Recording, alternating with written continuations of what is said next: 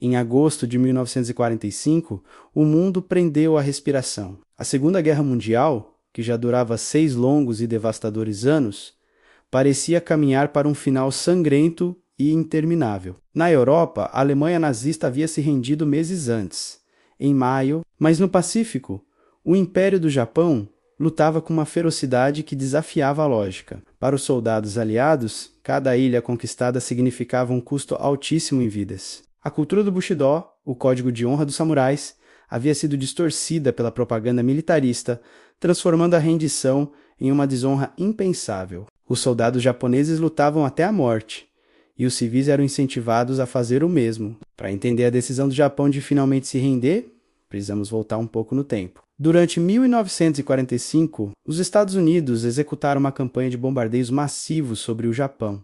Cidades inteiras, construídas em grande parte de madeira e papel, foram incineradas. O bombardeio de Tóquio em março de 1945, por exemplo, matou mais de 100 mil pessoas em uma única noite, um número comparável ao das bombas atômicas que viriam depois. Apesar dessa destruição avassaladora, o governo militar japonês se recusava a ceder. Eles preparavam a nação para Kitsugo, a batalha decisiva em solo pátrio. A estratégia era infligir tantas baixas aos invasores americanos que eles seriam forçados a negociar uma paz que preservasse o sistema imperial e o poder dos militares, em vez de uma rendição incondicional. A liderança japonesa estava dividida. Havia uma facção da paz liderada por alguns diplomatas e pelo próprio imperador Hirohito, que secretamente buscava uma saída para a guerra. Eles tentavam usar a União Soviética, que na época ainda mantinha um pacto de neutralidade com o Japão, como mediadora para negociar com os aliados. No entanto, a facção militarista, liderada pelo ministro da Guerra Koreshi Kanami, ainda detinha o poder real. Eles acreditavam que uma última batalha gloriosa poderia mudar os rumos da guerra ou, no mínimo, garantir termos de rendição mais favoráveis. Eles mobilizaram a população, incluindo mulheres e crianças, treinando-os com lanças de bambu para enfrentar os tanques e fuzis americanos. A perspectiva de uma invasão era um pesadelo para ambos os lados. As estimativas americanas previam centenas de milhares, talvez mais de 1 milhão de baixas aliadas e milhões de mortes japonesas. Foi nesse cenário de impasse e carnificina iminente que o Projeto Manhattan chegou à sua conclusão. Em 16 de julho de 1945, no deserto do Novo México, a primeira bomba atômica foi testada com sucesso. O presidente americano Harry Truman, que havia assumido o cargo após a morte de Franklin Roosevelt, foi informado sobre essa nova arma terrível. No final de julho, os líderes aliados se reuniram na Conferência de Potsdam e emitiram um ultimato ao Japão. A Declaração de Potsdam, ela exigia a rendição incondicional de todas as forças armadas japonesas. A alternativa, dizia a declaração, era a pronta e total destruição. A declaração não mencionava a bomba atômica, mas a ameaça estava implícita. O governo japonês, no entanto, ignorou publicamente o ultimato. O primeiro-ministro Kantaro Suzuki declarou que o governo iria mokusatsu ultimato, uma palavra que pode ser traduzida como tratar com silêncio desdenhoso ou ignorar. Essa resposta foi interpretada pelos americanos como uma rejeição total. A decisão de usar a bomba atômica foi então confirmada. Truman e seus conselheiros acreditavam que a bomba poderia forçar uma rendição rápida, salvando as vidas que seriam perdidas em uma invasão. Na manhã de 6 de agosto de 1945, o bombardeiro B-29, chamado Enola Gay, sobrevoou a cidade de Hiroshima, um importante centro industrial e militar que até então havia sido pouco bombardeado. Às 8h15 da manhã, a bomba Little Boy foi lançada. Em um instante, um clarão de luz ofuscante e uma bola de fogo consumiram o centro da cidade. Uma onda de choque e calor pulverizou edifícios, incinerou pessoas e criou uma tempestade de fogo.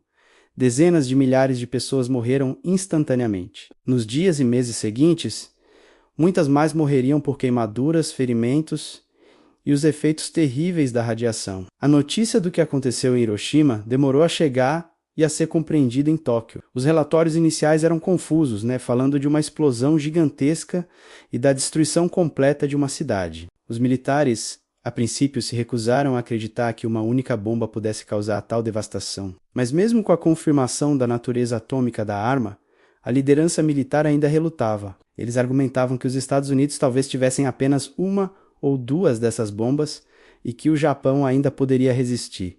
A divisão no Conselho Supremo de Guerra continuava. Então, 2 dias depois, em 8 de agosto, um segundo choque abalou o governo japonês. A União Soviética, a potência que eles esperavam que pudesse mediar a paz, declarou guerra ao Japão e invadiu a Manchúria, um território ocupado pelos japoneses na China. O poderoso exército Kwantung, que estava estacionado lá, foi rapidamente esmagado pelas forças soviéticas. Para muitos no governo japonês, incluindo o imperador, essa foi a gota d'água. A esperança de uma paz negociada através de Moscou havia se desfeito. O Japão agora enfrentava não apenas os Estados Unidos e seus aliados, mas também a poderosa União Soviética em 2 frentes. No dia seguinte, 9 de agosto, a história se repetiu. Outro B-29 U-Boxcar partiu com a segunda bomba atômica, Fat Man. O alvo principal era a cidade de Kokura, mas o céu estava nublado. O avião então seguiu para o alvo secundário, Nagasaki. Assim como em Hiroshima, a bomba explodiu sobre a cidade, causando uma destruição massiva e matando dezenas de milhares de pessoas. A notícia de um segundo bombardeio atômico, logo após a invasão soviética, quebrou a espinha dorsal da resistência militar. Ficou claro que os Estados Unidos não só tinham a bomba, como estavam dispostos a usá-la repetidamente. Na noite de 9 de agosto, o imperador Hirohito convocou uma conferência imperial, uma reunião extraordinária com seus principais conselheiros. O Conselho de Guerra estava paralisado, com 3 membros a favor da rendição com a condição de preservar o imperador, e 3 membros insistindo em mais condições. A discussão se arrastou pela noite, finalmente em um movimento sem precedentes. O primeiro-ministro Suzuki se voltou para o imperador, que tradicionalmente não intervinha em decisões políticas, e pediu sua opinião. Em um discurso emocionado, Hirohito falou sobre seu desejo de evitar mais sofrimento para seu povo. Ele disse que continuar a guerra significaria a destruição total da nação japonesa e mais sofrimento para toda a humanidade. Ele concluiu que era preciso suportar o insuportável e aceitar os termos da Declaração de Potsdam, com a única condição de que a prerrogativa do imperador como soberano fosse preservada. A decisão estava tomada. A notícia da rendição, no entanto, não foi aceita por todos. Eles invadiram o Palácio Imperial em uma tentativa desesperada de encontrar e destruir a gravação do discurso de rendição do imperador que seria transmitido à nação no dia seguinte. Eles queriam impedir que a voz do imperador chegasse ao povo. O golpe, no entanto, foi confuso e mal executado. A gravação foi escondida e contrabandeada para fora do palácio, e as tropas leais ao governo rapidamente suprimiram a rebelião. O ministro da Guerra Nami, que simpatizava com os rebeldes, mas se recusou a apoiar o golpe. Cometeu seppuku, o suicídio ritual, ao meio-dia de 15 de agosto de 1945. Pela primeira vez na história, o povo do Japão ouviu a voz de seu imperador. Em uma linguagem formal e arcaica que muitos mal conseguiam entender, Hirohito anunciou a aceitação da Declaração de Potsdam e o fim da guerra. Ele mencionou a nova e mais cruel bomba como uma das razões para a decisão, para evitar a total extinção da civilização humana. Para uma nação ensinada a lutar até a morte, o choque foi imenso. As pessoas se reuniram em frente aos rádios e choraram, sem saber o que o futuro lhes reservava. A rendição do Japão não foi causada apenas pelos bombardeios atômicos. Foi o resultado de uma combinação de fatores.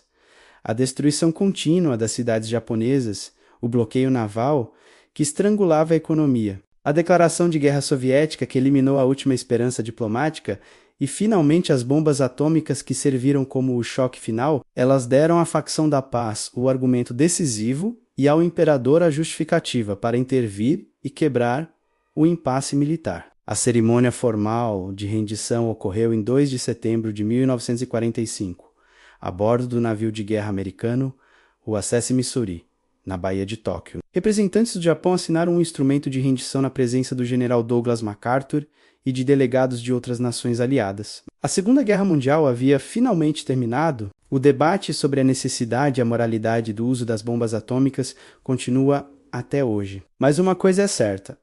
Em agosto de 1945, uma série de eventos cataclísmicos forçou o fim de um dos conflitos mais sangrentos da história, abrindo caminho para um novo capítulo. Não apenas para o Japão, mas para o mundo inteiro. Obrigado por assistir. Se você gostou de mergulhar nessa história complexa e importante, não se esqueça de curtir o vídeo, se inscrever no canal e ativar as notificações para não perder nossos próximos conteúdos. Até a próxima!